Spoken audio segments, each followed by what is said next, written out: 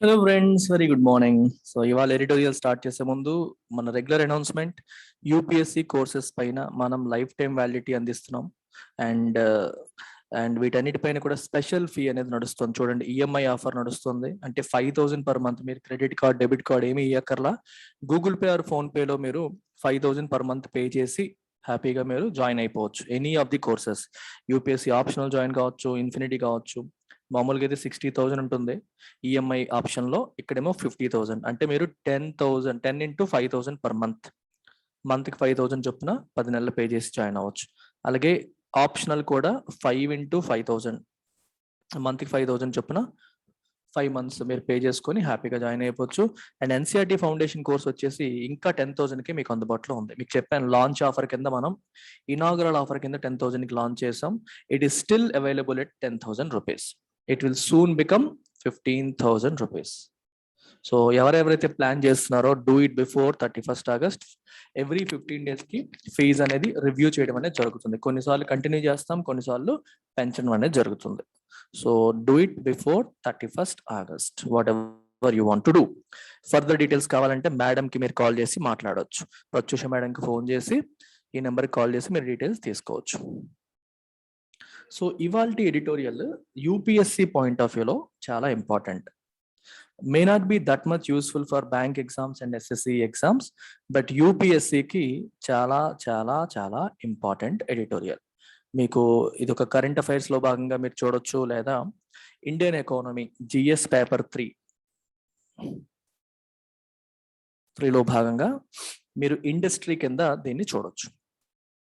A delayed intervention, what is the meaning of intervention? So దీంట్లో మనం economy subject ని మరియు వొకాబులరీని కూడా కంబైన్ చేసి, the beauty of English and economy subject రెండింటిని కంబైన్ చేసి నేర్చుకుందాం. ఇంటర్వెన్షన్ అంటే అర్థం ఏంటి? ఇంటర్వెన్షన్ అంటే గవర్నమెంట్ లేదా ఎనీ ఆర్గనైజేషన్ ఏదన్నా ఒక సమస్య ఉన్నప్పుడు అందులో ఇన్వాల్వ్ అయ్యి పరిష్కారం చూపడం. Intervention is interference of an organization or a government or anything to solve or to resolve a problem. ఒక ఇష్యూని రిజాల్వ్ చేయడానికి, ఒక ప్రాబ్లమ్ని రిజాల్వ్ చేయడానికి, ఒకరిని సపోర్ట్ చేయడానికి ప్రభుత్వం ఇంటర్వీన్ అయ్యి చేసే హెల్ప్ని ఇంటర్వెన్షన్ అంటారు. సో ఇంటర్వెన్షన్ జనరల్గా పాజిటివ్గా వాడుతున్నారు. ఇంటర్ఫీరెన్స్ అనేది మనం నెగిటివ్గా చూస్తాం. నా విషయాల్లో నువ్వు ఇంటర్ఫియర్ అవ్వద్దు, తలదోర్చొద్దు అంటాం. అది నెగిటివ్ టోన్లో ఎక్కువగా ఉపయోగించింది. కానీ ఇంటర్వెన్షన్ అనేది ఇక్కడ పాజిటివ్ టోన్లో ఉపయోగిస్తున్నాం. అర్థమైందా? ఇప్పుడు మీకు ఫర్ ఎగ్జాంపుల్ COVID-19 వల్ల ఆదాయం లేక ప్రజలందరూ సఫర్ అవుతున్నారు అనుకోండి. గవర్నమెంట్ బిలో పవర్టీ లైన్ ఉన్న వాళ్ళందరికీ కూడా మీకు నెలకి 2,000 రూపాయలు అకౌంట్లో వేస్తామని చెప్పారు అనుకోండి. It is an intervention. Government involve అయింది, ఇంటర్ఫియర్ అయింది, ప్రజలు సఫర్ అవుతున్నారు, సాల్వ్ చేయాలి ప్రాబ్లం అని చెప్పి ఇంటర్ఫియర్ అయ్యి చేసింది.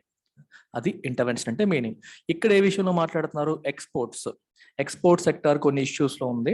దాన్ని సపోర్ట్ చేయడానికి గవర్నమెంట్ ఒక స్కీమ్ తీసుకొచ్చింది. అది డిలే అయింది, ఎప్పుడో రావాల్సింది ఇప్పుడు డిలే అయ్యి ఇప్పటికి వచ్చింది. It is a delayed intervention.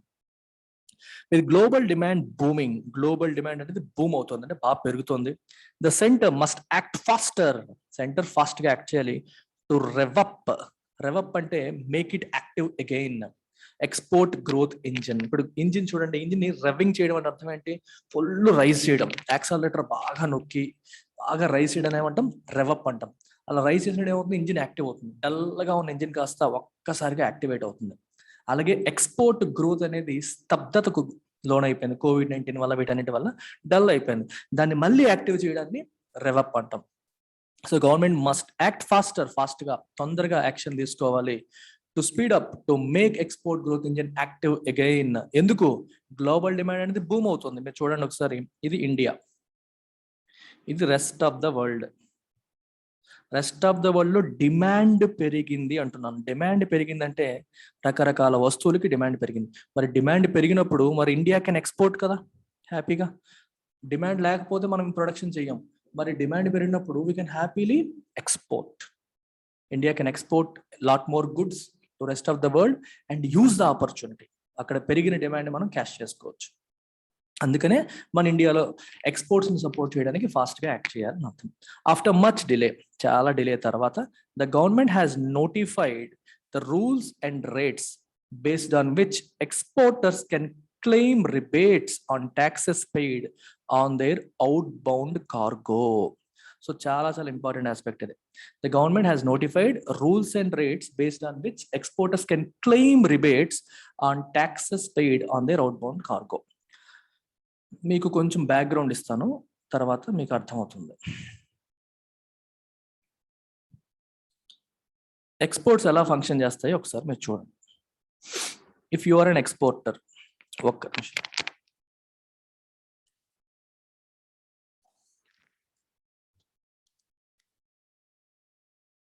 ఒక ఎక్స్పోర్టర్ ఏం చేస్తాడంటే తన గుడ్స్ని విదేశాలకి పంపిస్తాడు.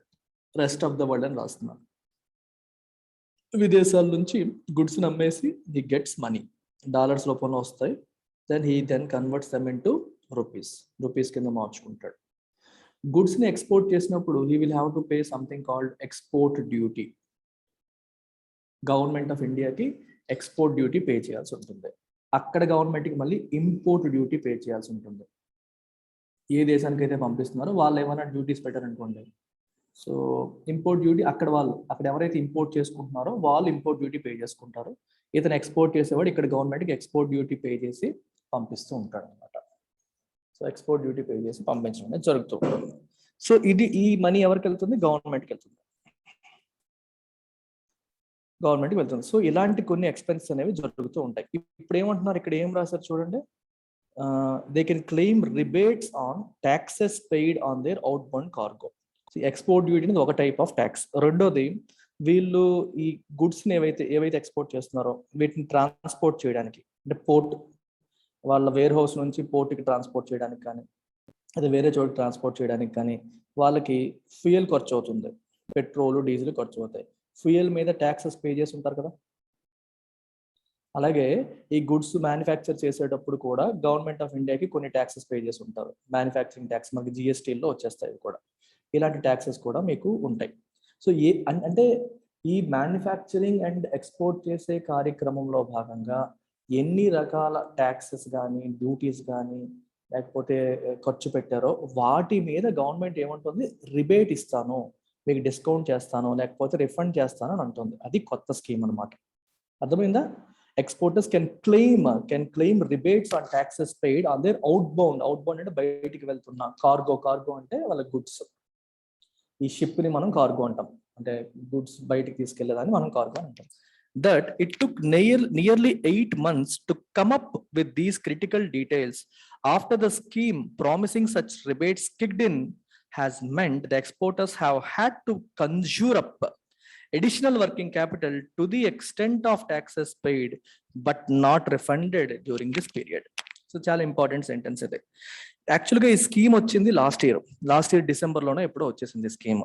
సో లాస్ట్ ఇయర్ డిసెంబర్లో అనౌన్స్ చేశారు. ఈ స్కీమ్ పేరు ఏంటంటే RODTEP,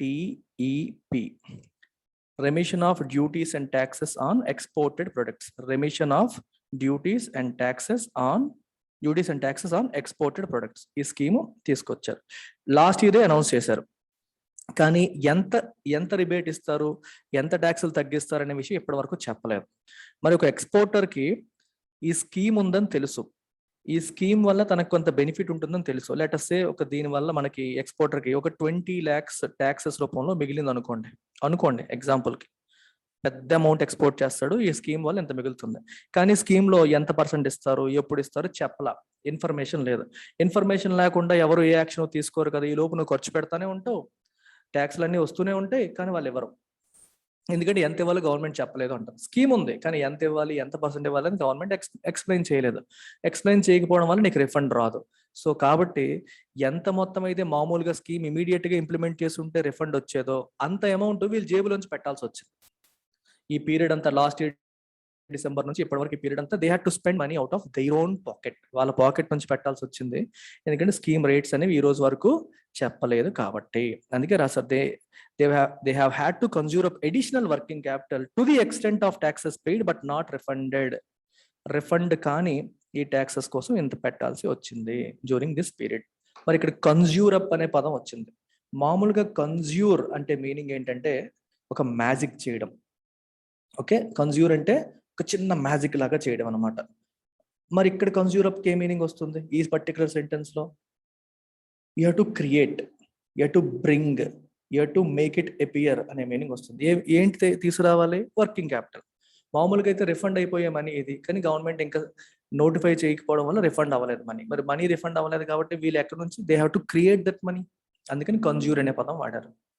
to create the money వాళ్ళ దగ్గర లేదు ఇప్పుడు, కానీ క్రియేట్ చేసుకోవాలి. మామూలుగా రిఫండ్ అయ్యేది, కానీ గవర్నమెంట్ ఇంకా స్కీమ్ నోటిఫై చేయకపోవడం వల్ల వాళ్ళ మనీని క్రియేట్ చేసుకోవాల్సి వచ్చింది అనే మీనింగ్ వస్తుంది.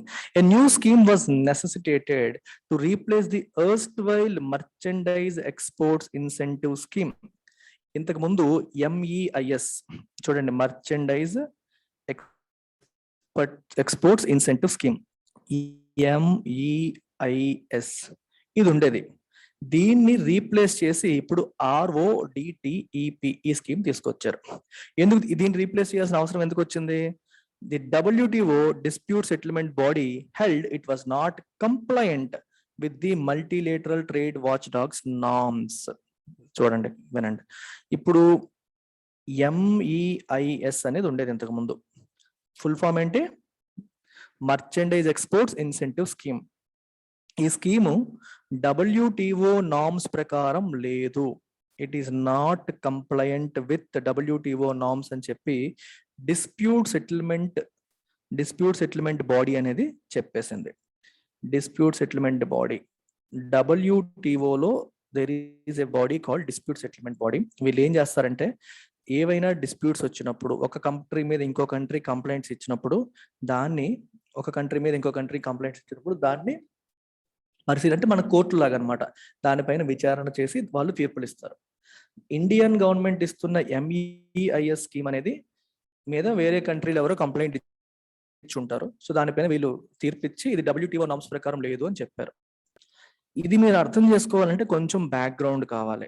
So you need to understand few concepts called tariffs, rebates, subsidies, ఇలాంటి వాటిని కొంచెం అర్థం చేసుకోవాలి. స్లైట్ బ్యాక్గ్రౌండ్ ఇస్తాను చూడండి. Let us say this is China and this is India. అది చైనా, ఇది ఇండియా అనుకోండి. చైనా మీకు తెలిసిందే విదేశాలకి ఎక్స్పోర్ట్స్ ఎక్కువగా చేస్తూ ఉంటుంది. చైనా మన కంట్రీకి స్టీల్ ఎక్స్పోర్ట్ చేస్తుంది అనుకోండి. చైనా కంట్రీలో ఉన్న ఎక్స్పోర్టర్స్ కి విపరీతంగా రిబేట్స్ ఇచ్చేసాడు అనుకోండి. అంటే మీరు ఎక్కువగా ఎక్స్పోర్ట్స్ చేయండి, ఎక్కువగా ప్రొడక్షన్ చేయండి, మీకు ఖర్చు తగ్గించేస్తాను, మీకు రిబేట్స్ ఇచ్చేస్తాను, 20% కాస్ట్ గవర్నమెంట్ భరిస్తుంది అని చెప్పాడు అనుకోండి, కంట్రీ చెప్పింది అనుకోండి. మరి అంటే మన ఖర్చులో 20% గవర్నమెంటే భరించేస్తుంది. దీన్ని ఏమంటే మనం సబ్సిడీ అంటాం. అంటే కాస్ట్ మీరు సబ్సిడైజ్ చేశారు. If you give this kind of subsidies, ఈ పర్టికులర్ వ్యక్తులకి కాస్ట్ ఆఫ్ ప్రొడక్షన్ తగ్గిపోతుంది. ఎందుకంటే మన ఖర్చులో కొంత గవర్నమెంట్ ఇచ్చేస్తుంది కాబట్టి మీ కాస్ట్ ఆఫ్ ప్రొడక్షన్ తగ్గిపోతుంది. మామూలుగా 100 రూపాయలు అనుకోండి, ఎగ్జాంపుల్కి 100 రూపాయలు ఖర్చు అయితే గవర్నమెంట్ 20% భరించింది అనుకోండి, 80 రూపీస్కే వాళ్ళకి ఐటమ్ వచ్చేస్తుంది. తక్కువ రూపీస్కి వచ్చినప్పుడు వాడు విదేశాలకు పంపించినప్పుడు కూడా 80 రూపీస్కి వచ్చింది కాబట్టి 90 రూపీస్కి ఇండియాలో అమ్మేస్తాడు. అర్థమైందా? మరి ఇండియాలో డొమెస్టిక్ స్టీల్ ప్రొడ్యూసర్స్ ఏమో వీళ్ళకి అటువంటి స్కీమ్స్ ఏవి లేకపోవడం వల్ల లెటస్ 110 రూపీస్కి అమ్ముతున్నారు అనుకో. ఇండియాలో ప్రొడ్యూస్ అయ్యే స్టీల్ ఏమో 110 రూపీస్, చైనా నుంచి వచ్చిందేమో 90 రూపీస్కి వచ్చేసరికి ఇండియాలో ఉన్న స్టీల్ ప్రొడ్యూసర్స్ సఫర్ అవుతారు. ఎందుకంటే అందరూ ఇది కొంటారు, డిఫరెన్స్ ఏమీ లేదు పెద్దగా క్వాలిటీలో ఉన్నప్పుడు ఇది కొంటారు. సో ఇండియాలో ఉన్న స్టీల్ ప్రొడ్యూసర్స్కి నష్టం వస్తుంది అనమాట. అర్థమైందా? అంటే ఒక దేశం వాళ్ళు ఎక్స్ట్రాగా సబ్సిడీలు ఇవ్వడం వల్ల ఇంకో దేశంలో ఉన్న మార్కెట్ దెబ్బతినే అవకాశం ఉంటుంది. అందుకే వరల్డ్ ట్రేడ్ ఆర్గనైజేషన్ ఏమంటుందంటే it will set some norms, rules పెడుతుంది. రూల్స్ పెట్టి రూల్స్ ప్రకారం ఫాలో అవ్వాల్సి ఉంటాయి. ఇప్పుడు MEIS స్కీమ్ లో ఇండియా ఏం చేసింది? ఇంతకు ముందు మర్చెండైజ్ ఎక్స్పోర్ట్ ఇన్సెంటివ్ స్కీమ్ అన్నారు, పేరులోనే ఉంది. ఇన్సెంటివ్ అంటే ఎడిషనల్ బెనిఫిట్. ఎక్స్పోర్ట్స్ చేసే వాళ్ళకి గవర్నమెంట్ ఏం చేసేది? ఎడిషనల్ బెనిఫిట్స్ ఇచ్చేది. అంటే ఎక్స్ట్రా మనీ పే చేసేది వాళ్ళకి, గవర్నమెంట్ తిరిగి పే చేసేది. గవర్నమెంట్ మీకు 4%, 5% అంటే వాళ్ళ మర్చెండైజ్ వాల్యూ మీద ఎంత వాల్యూ ఎక్స్పోర్ట్స్ చేస్తున్నారో దానిలో కొంత పర్సెంట్, ఒక 5% వరకు గవర్నమెంట్ వాళ్ళకి మనీ బ్యాక్ లాగా లేకపోతే వేరే రకంగానో హెల్ప్ చేశారు. అలా చెయ్యడం అనేది WTO నార్మ్స్కి అనుకూలంగా లేదు అని కంప్లైంట్ వెళ్ళింది. దాని మీద విచారణ చేసి డిస్ప్యూట్ సెటిల్మెంట్ చేసి మీరు ఆ MEIS స్కీమ్ డిస్కంటిన్యూ చేయాలి, అది నార్మ్స్ కి కంప్లైంట్ కాదని చెప్పారు. సో దీన్ని రీప్లేస్ చేస్తూ గవర్నమెంట్ ఆఫ్ ఇండియా ఇప్పుడు RODTEP అనేది తీసుకొచ్చింది. ఈ RODTEP స్కీమ్ ఏం చేస్తుందో ఇందులో రాశారు, ఒకసారి చూద్దాం. ఇది కూడా చెప్పేస్తాం మరి ఎందుకు. ఈ RODTEP స్కీమ్ లో గవర్నమెంట్ నీకు డైరెక్ట్ గా మనీ ఇవ్వదు, కానీ నువ్వు ఎక్స్పోర్ట్ చేసేటప్పుడు ఖర్చు పెట్టే ట్యాక్సెస్ కానీ, డ్యూటీస్, ఎక్స్పోర్ట్ డ్యూటీస్ ఇలాంటివి కానీ వీటికి రిఫండ్ చేస్తుంది. అంటే నువ్వు పెట్టిన ఖర్చుని కొంత రిఫండ్ చేస్తూ ఉంటుంది అనమాట. ఈ రిఫండ్ కూడా క్యాష్ రూపంలో ఇవ్వదు, క్రెడిట్స్ రూపంలో ఇస్తుంది. క్రెడిట్స్ అంటే నీ అకౌంట్లో కనిపిస్తుంది, అది నువ్వు విత్డ్రా చేసుకోవాలి. క్యాష్ రూపంలో అంటే విత్డ్రా చేయలేవు. లెట్స్ సే 50,000 రూపీస్ రిఫండ్ వచ్చింది అనుకోండి, నీకు 50,000 రూపీస్ క్రెడిట్ రూపంలో కనిపిస్తూ ఉంటాయి. మరి సార్ నేను అకౌంట్లోకి ట్రాన్స్ఫర్ అవ్వకపోతే అది ఉంటే ఉపయోగం ఏంటి సార్ అని మీరు అడగొచ్చు. ఉపయోగం ఉంది, ఎందుకంటే ఈ ఎక్స్పోర్టర్ రేపు పొద్దున్న ఇంకొక ట్యాక్స్ ఏదైనా కట్టాలనుకోండి, అప్పుడు తన అకౌంట్లో డబ్బులతో కట్టకుండా దీంతో కట్టేయచ్చు. అర్థమైందా? ఫ్యూచర్లో మీరు గవర్నమెంట్ కట్టే ట్యాక్సెస్ కోసం కానీ, లేకపోతే డ్యూటీస్ కానీ, వీటన్నిటికీ ఈ మనీని ఉపయోగించుకోవచ్చు. అంతేగాని మీరు అకౌంట్లో ట్రాన్స్ఫర్ చేయడానికి పనికిరాదు. అలా క్రెడిట్స్ రూపంలో గవర్నమెంట్ రిఫండ్స్ ఇస్తుంది.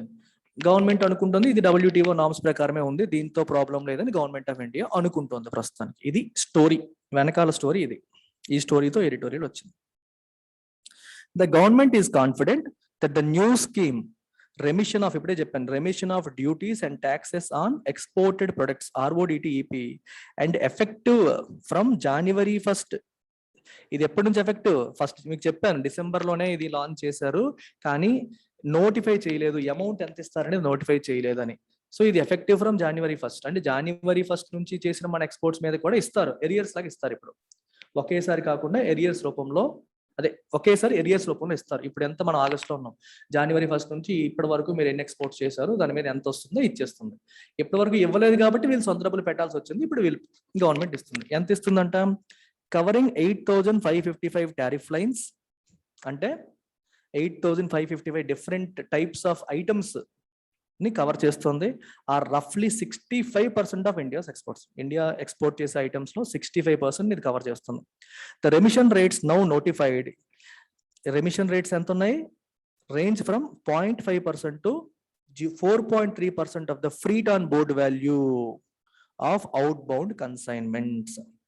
అంటే వాళ్ళు ఎంతైతే ఫ్రీట్ ఆన్ బోర్డ్ అంటే అర్థం ఏంటి? ఫ్రీట్ అంటే ఈ కార్గోని, ఎంటైర్ సెట్ ఆఫ్ గుడ్స్ ని మనం ఫ్రీట్ అంటాం. మీరు 10 కోట్ల రూపాయలు సరుకు పంపిస్తున్నారు అనుకోండి, దాంట్లో 0.5% to 4.3% మీకు ట్యాక్సెస్ రూపంలో లేదా ట్యాక్సెస్ రిఫండ్ రూపంలో వేరే రూపంలో వస్తుంది. డైరెక్ట్ క్యాష్ రూపంలో రాదు. క్యాష్ రూపంలో రాకుండా క్రెడిట్ రూపంలో మీరు ఆల్రెడీ కట్టిన ట్యాక్స్లు రిఫండ్ చేయడం కావచ్చు, లేకపోతే రిబేట్స్ ఇవ్వడం కావచ్చు, వీటి ద్వారా వస్తుంది అనమాట. ఇది అవుట్ బౌండ్ అంటే బయటికి వెళ్తున్న, కన్సైన్మెంట్ అంటే కొరియర్ అని మీరు తీసుకోవచ్చు. ఆ పర్టికులర్ కొరియర్ అని మీరు తీసుకోవచ్చు అన్నమాట. ఇది దీని యొక్క కథ.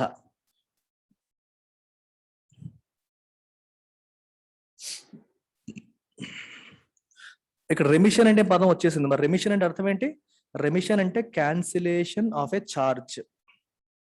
క్యాన్సిలేషన్ ఆఫ్ ఏ చార్జ్, ఏదైనా ట్యాక్స్ కావచ్చు, వేరేది కావచ్చు, దాని యొక్క క్యాన్సిలేషన్ మనం ఏమంటాం? రెమిషన్ అంటాం. For some goods there is a cap on the value of exported items. మీరు ఎంత ఐటమ్స్, ఎన్ని ఐటమ్స్ ఎక్స్పోర్ట్ చేయాలి అనే విషయంలో క్యాప్ ఉంది, అంటే రెస్ట్రిక్షన్ ఉంది కొన్ని గుడ్స్ కి. there is a cap on the value of exported items. Steel, pharmaceutical and chemicals have been excluded from RODTEP. Steel, pharmaceutical, chemicals ని exclude చేశారు. Some sectors are concerned about rates being lower than expected. మేము expect చేసిన దానికంటే తక్కువ ఇస్తున్నారని చెప్పి కొన్ని sectors ఆందోళన వ్యక్తపరిచాయి. While engineering firms are worried that taxes on key raw materials are not adequately offset. మేము రా మెటీరియల్స్ కోసం మేము పెడుతున్న ఖర్చులు చాలా వరకు రిఫండ్ అవ్వట్లేదు, ఆఫ్సెట్ అవ్వట్లేదు, సరిపడినంతగా రావట్లేదని వాళ్ళు కూడా వర్రీ అవుతున్నారు. So fine tuning may be needed. Government ఇప్పుడు అనౌన్స్ చేసింది, కానీ మెల్లమెల్లగా వాళ్ళ ఫీడ్బ్యాక్, వీళ్ళ ఫీడ్బ్యాక్ తీసుకొని ఫైన్ ట్యూనింగ్ అనేది అవసరం అవుతుంది. But a vacuum has been plugged. At least ఇప్పటి వరకు ఏమీ జరగకుండా ఖాళీగా ఉండింది, వాక్యూమ్ ఉండింది. ఏమి ఎంత ఇస్తారో తెలియదు, ఎప్పుడు ఇస్తారో తెలియకుండా అది ప్లగ్ చేశారు ఫైనల్ గా. There can be no doubt that Prime Minister Narendra Modi's call to scale up exports to $400 billion this year helped expedite the disentangling of interministerial red tape over the RODTEP scheme. కొంచెం heavy language ఉంది ఇక్కడ, careful గా observe చేయండి.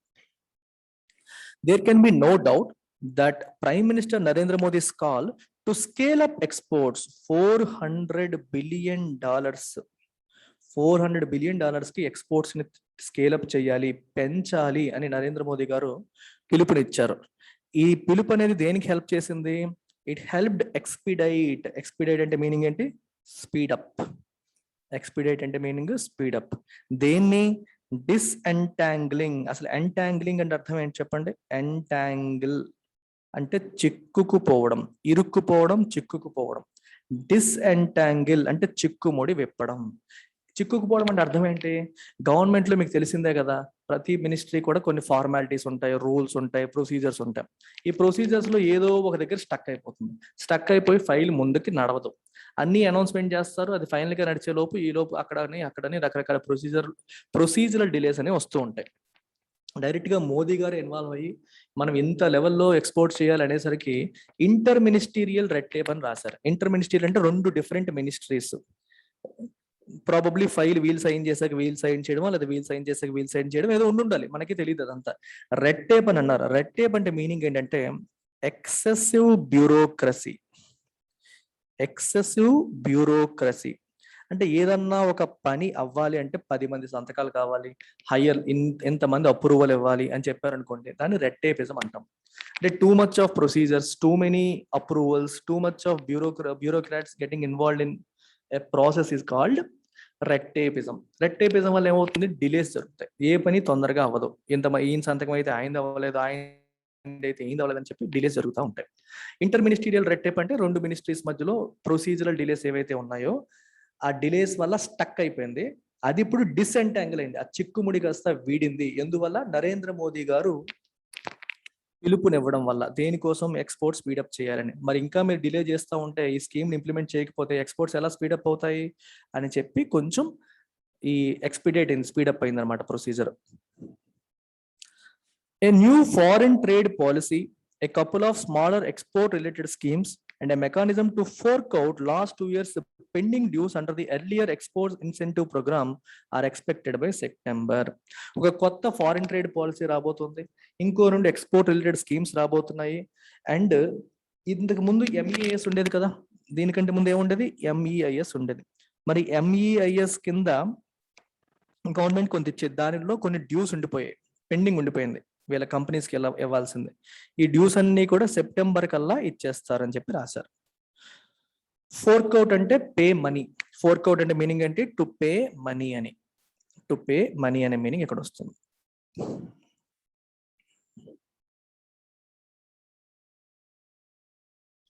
To pay money అనే meaning మీకు వస్తుంది.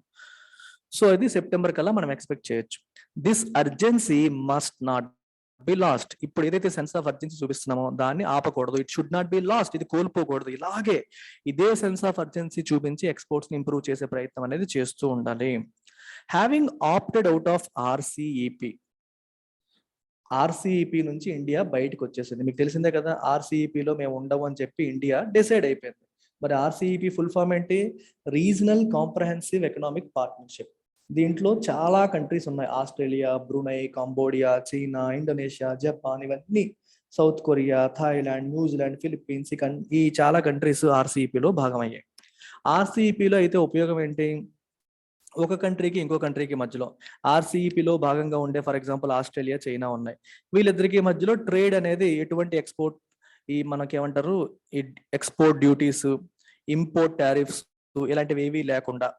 అంటే Australia నుంచి చైనాకి ఏదైనా ఎక్స్పోర్ట్ చేస్తే చైనా వాడు దాని మీద ఏమి టారిఫ్ వేయడు, చైనా వాడు ఏమైనా ఆస్ట్రేలియాకి వేస్తే ఆస్ట్రేలియా వాడు దాని మీద టారిఫ్ వేయడు. అంటే ఒకరికొకరు సపోర్టివ్ గా ఉండడం కోసం ఒక గ్రూప్ గా ఫామ్ చేసుకొని చేసింది RCEP. ఇండియా ఏమో ఈ RCEP నుంచి బయటకు వచ్చేసింది. ఎందుకంటే ఇండియా ఇంపోర్ట్ చేసుకునేది ఎక్కువ, ఎక్స్పోర్ట్ చేసేది తక్కువ. ఇండియా ఇంపోర్ట్ చేసుకునేది ఎక్కువ, ఎక్స్పోర్ట్ చేసుకునేది తక్కువ, ఎక్స్పోర్ట్ చేసేది తక్కువ. ఇప్పుడు చూడండి, ఇంపోర్ట్ చేసినప్పుడు మనం టారిఫ్ వేస్తూ ఉంటాం, అంటే మన దేశానికి ఎవరైతే విదేశీయులు పంపిస్తారో దాని మీద టారిఫ్ వేస్తారు. ఎక్స్పోర్ట్స్ చేసినప్పుడు మన దేశం యొక్క ప్రొడక్ట్స్ మీద ఆ దేశం వాళ్ళు టారిఫ్ వేస్తూ ఉంటారు. టారిఫ్ అంటే ఎక్స్ట్రా ట్యాక్స్ అనమాట, వాళ్ళు వేస్తూ ఉంటారు. మన ఎక్స్పోర్ట్స్ మీద లెటర్సే 100 crores ట్యాక్స్ పడింది అనుకోండి, మనకి ఇంపోర్ట్స్ ఎక్కువ ఉన్నాయి కదా, ఇంపోర్ట్స్ మీద లెటర్సే 1000 crores ఇలా పడింది అనుకోండి. సో ఇంపోర్ట్స్ ఎక్స్పోర్ట్స్ చూసుకుంటే ఒకేలా లేవు. అంటే మనకు వచ్చే బెనిఫిట్స్ ఏమో తక్కువ ఉన్నాయి, వాళ్ళకు వచ్చే బెనిఫిట్స్ ఏమో ఎక్కువైపోతున్నాయి. అంటే ఓవరాల్ గా ఇండియా ఇంపోర్ట్ చేసుకునేది ఎక్కువ ఉంది, ఎక్స్పోర్ట్ చేసుకునేదేమో తక్కువ, ఎక్స్పోర్ట్ చేసేదేమో తక్కువ ఉంది. సో విదేశీయులకి మనం ఇచ్చే బెనిఫిట్స్ ఎక్కువైపోతున్నాయి. ఇప్పుడు దీంట్లో ఏం చేస్తారు, ఈ 1000 crores వేవ్ ఆఫ్ చేయాలి. ఇంపోర్ట్స్ మీద మామూలుగా మనం 1000 కోట్లు ట్యాక్స్లు వేసాం అనుకోండి, ఇదేం చేయాలి, వేవ్ ఆఫ్ చేసేయాలి. మనది కూడా వేవ్ ఆఫ్ అవుతుంది. ఎంత వేవ్ ఆఫ్ అవుతుంది, 100 కోట్లు అనుకోండి, ఎక్స్పోర్ట్స్ తక్కువ కదా, అంటే మనది 100 కోట్లు వేవ్ ఆఫ్ అయింది, మనమేమో 1000 కోట్లు వేవ్ ఆఫ్ చేసాం. అంటే మనం ఇచ్చిన బెనిఫిట్ ఎక్కువైపోతుంది, మనకు వచ్చిన బెనిఫిట్ తక్కువైపోతుంది. ఇది వన్ ఆఫ్ ద రీజన్స్. రెండోది, ఇప్పుడు న్యూజిలాండ్ లాంటి కంట్రీ ఉంది. న్యూజిలాండ్ వాళ్ళు డైరీ ప్రొడక్ట్స్ చాలా ఎక్కువగా, అంటే పాల ప్రొడక్ట్స్ ఎక్కువగా తయారు చేస్తారు. ఇప్పుడు న్యూజిలాండ్ వాడు మన దేశానికి ఎక్స్పోర్ట్ చేశాడు అనుకోండి మిల్క్ ప్రొడక్ట్స్, ఇండియా దాని మీద ఎటువంటి ట్యాక్స్లు వేయలేదు అనుకోండి, డైరెక్ట్ గా వాళ్ళు ఎంత రేటుకి అయితే తెస్తారో అంతే రేటుకి ఇక్కడ అమ్మేయచ్చు. మరి మంచిదే కదా సార్, కన్జ్యూమర్స్ కి మంచిదే, కానీ ఇండియన్ డైరీ ఇండస్ట్రీకి నష్టం అయిపోతుంది. మన వాళ్ళకంటే తక్కువ రేట్లకి న్యూజిలాండ్ వాళ్ళు ఇక్కడికి అమ్మేశారు అనుకోండి, మన దేశంలో డైరీ ఇండస్ట్రీ సఫర్ అవుతుంది. అలాగనమాట. టెక్స్టైల్స్ తీసుకొని ఏ ఇండస్ట్రీ అయినా సరే, విదేశీయులు మనకంటే తక్కువ ధరకి తయారు చేసి మన దేశంలో ఎటువంటి ఇంపోర్ట్ డ్యూటీ లేకుండా తీసుకొచ్చి అమ్మేస్తే మన దేశంలో ఉన్న కంపెనీస్ డొమెస్టిక్ ఇండస్ట్రీ నష్టపోయే అవకాశాలు ఉంటాయి. అందుకని ఇండియాలో కూడా డొమెస్టిక్ ఇండస్ట్రీ కూడా దీన్ని వ్యతిరేకించింది. చాలా మంది ఆర్సీపీ మనకు వద్దు అని చెప్పారు. అందుకని గవర్నమెంట్ ఏమో ఆర్సీపీలో మేము ఉండమని చెప్పి డిసైడ్ అయిపోయారు.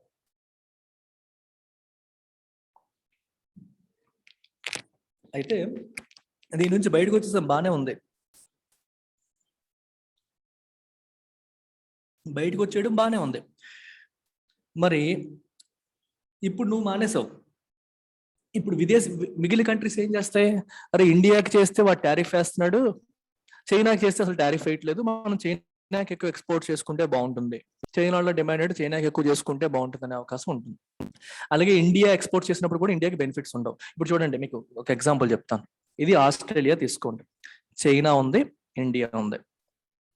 ఇప్పుడు చైనా నుంచి ఏదైనా ప్రొడక్ట్ ఆస్ట్రేలియాకి వస్తే ఆస్ట్రేలియా వాడు ఇంపోర్ట్ డ్యూటీ వేయట్లేదు అనుకోండి, ఎందుకంటే ఇద్దరు ఆర్సీఈపీలో మెంబర్స్ కాబట్టి.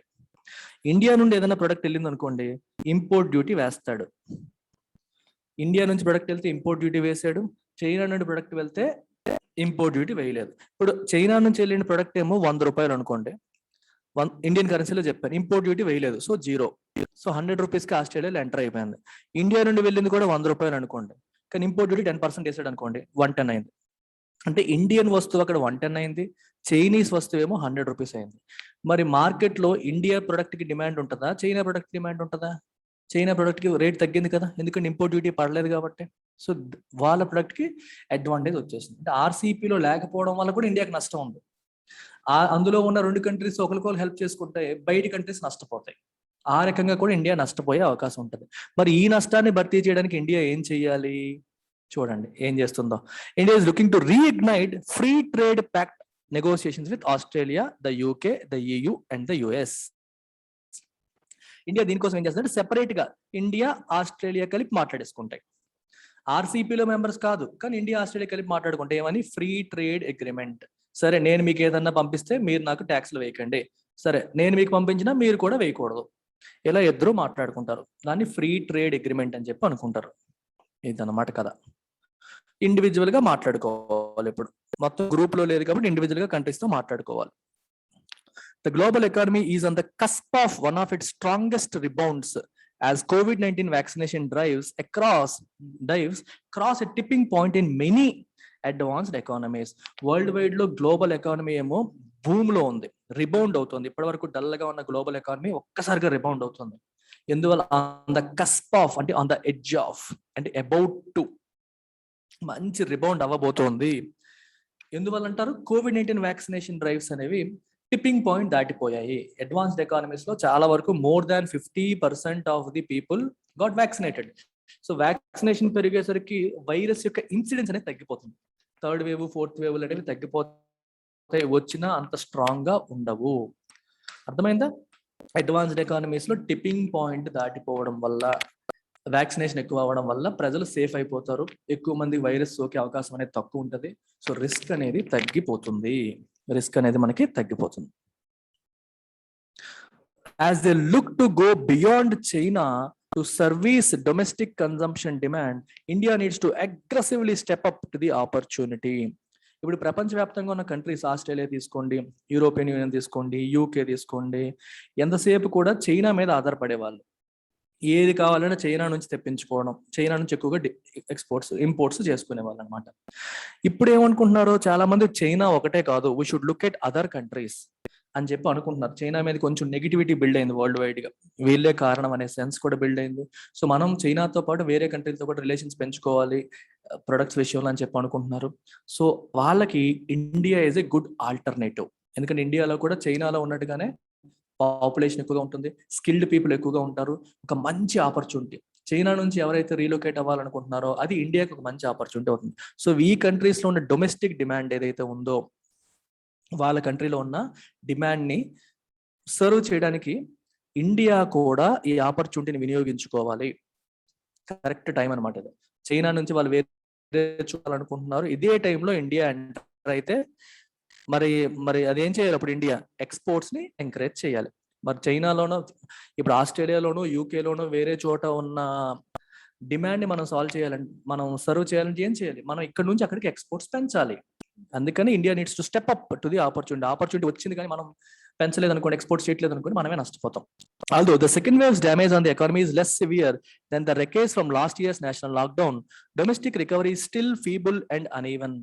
First last year national lockdown వల్ల ఎంత నష్టం జరిగిందో, రెక్కేజ్ అంటే whatever is left after big damage తర్వాత మిగిలింది ఏంటి అనేది రెక్కేజ్. దాంతో కంపేర్ చేసుకుంటే సెకండ్ వేవ్ అనేది అంత సివియర్ గా లేదు. ఫస్ట్ వేవ్ లోనే రెక్కేజ్ ఎక్కువ ఉంది, డ్యామేజ్ ఎక్కువగా ఉంది. సెకండ్ వేవ్ లో అంతగా లేదు.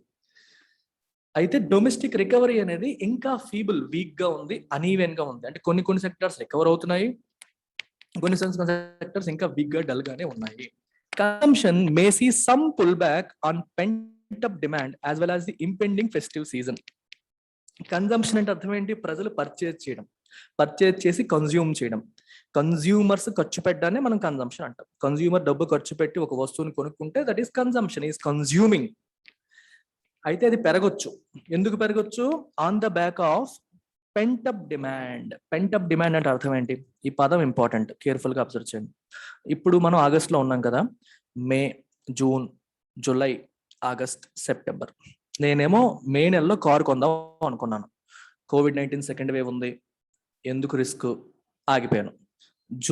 జూన్లో అనుకున్నాను, ఆగిపోయాను. ఇప్పుడు అనుకున్నాను, ఆగిపోయాను. ఆగస్ట్లో అనుకున్నాను, ఆగిపోయాను. సో నేను ఎప్పుడు సెప్టెంబర్లో కొంటా. అంటే నేను మే నెలలో అనుకున్నాను నేను ఫస్ట్ టైం, కానీ దాన్ని ఎప్పుడు కొంటున్నాను? సెప్టెంబర్లో కొంటున్నాను. అలాగే ఇంకొక అబ్బాయి జూన్లో కొందాం అనుకున్నాడు, కానీ ఆగిపోయాడు. వాడు కూడా సెప్టెంబర్కి వచ్చాడు. జూలైలో కొందాం అనుకుని ఆగిపోయిన వాళ్ళు ఉంటారు, ఆగస్టులో కొందాం అనుకుని ఆగిపోయిన వాళ్ళు ఉంటారు. వీళ్ళంతా ఇప్పుడు థర్డ్ వేవ్ లేదు అని తేలిపోయింది అనుకోండి, ఇష్యూస్ లేవని తేలిపోయింది, సెప్టెంబర్లో వస్తారు. ఈ డిమాండ్ యాక్చువల్గా సెప్టెంబర్ మంత్ కాదు. మే నెల కొనాల్సినవి కొన్ని, జూన్లో కొనాల్సిన వాళ్ళు కొన్ని, జూలైలో కొనాల్సిన వాళ్ళు, వీళ్ళందరూ ఆగిపోయి సెప్టెంబర్కి వచ్చేసారు. దీన్ని ఏమంటారు? Pent up demand which has been pending. అంటే ఎప్పటి నుంచో ఎప్పుడో జరగాల్సింది, వేరే నెలలో జరగాల్సిన సేల్స్ ఇవి ఆగిపోయి సెప్టెంబర్కి రావడం. దాన్నే పెంటప్ డిమాండ్ అంటారు. ఇప్పుడు ఇష్యూస్ లేవు, సాల్వ్ అయిపోయి ప్రజలందరూ సెటిల్ అయిపోయారు అనేసరికి పాతవన్నీ ఒక్కసారి యాక్టివేట్ అయిపోతాయి. As well as impending festive season. మనకి ఫెస్టివ్ సీజన్ రాబోతుంది. Dasara is the best season. Dasara, Diwali టైంలో ఇండియాలో మాక్సిమం సేల్స్ జరుగుతాయి. వైట్ గుడ్స్, టీవీలు, ఫ్రిడ్జ్లు, ఇవన్నీ కూడా అన్ని రకాల వస్తువులు కూడా దసరా, దివాళీ సీజన్ లో కొంటారు. ఫెస్టివ్ సీజన్ అని చెప్పి అంటారు అనమాట దాన్ని. అది కూడా రాబోతుంది. సో దాని వల్ల కూడా డిమాండ్ పెరగబోతుంది. అయితే it's sustainability is fragile. Okay, ఈ 2-3 నెలల్లో మీకు రావచ్చు, కానీ ఇది సస్టైన్ అవుతుందా, నిలబడుతుందా అంటే చెప్పలేం. ఫ్రెజైల్ అంటే వీక్ ఆర్ ఈజీలీ డ్యామేజ్డ్ అని అర్థం. ఇక్కడ డ్యామేజ్ అవ్వడానికి ఏముంది? ఈ డిమాండ్ అనేది నిలబడే అవకాశాలు తక్కువగా ఉన్నాయి. It is week. ఈ 2 నెలలు ఉంటుంది, తర్వాత ఉంటుందో లేదో చెప్పలేం.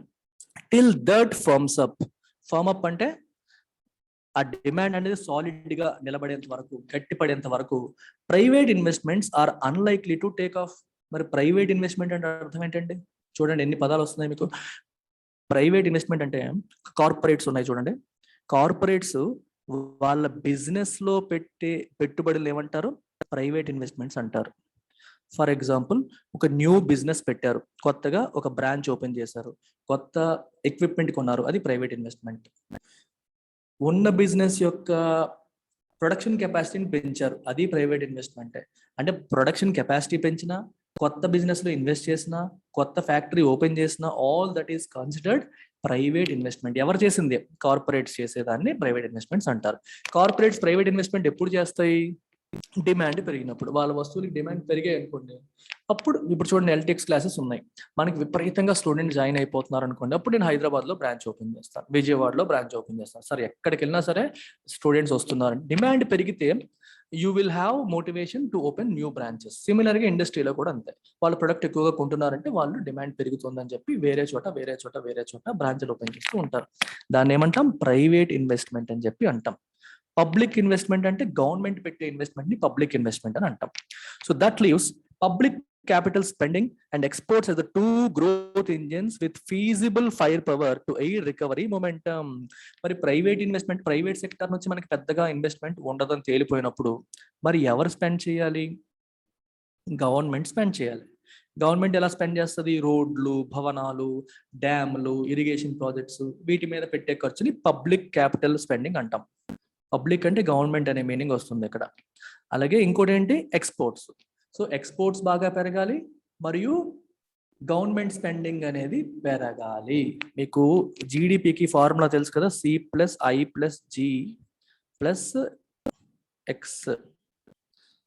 Exports minus imports, exports minus imports అని రాస్తారు.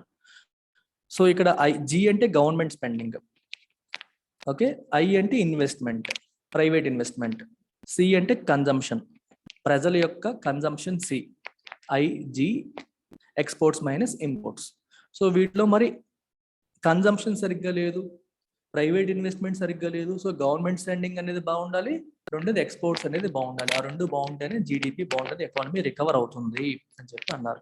ఆ రెండింటికి ఫీజిబిలిటీ ఉంది, ఛాన్స్ ఉంది, ఫైర్ పవర్ ఉంది రికవరీని ఎయిడ్ చేయడానికి. there is no time to dither on either of these fronts.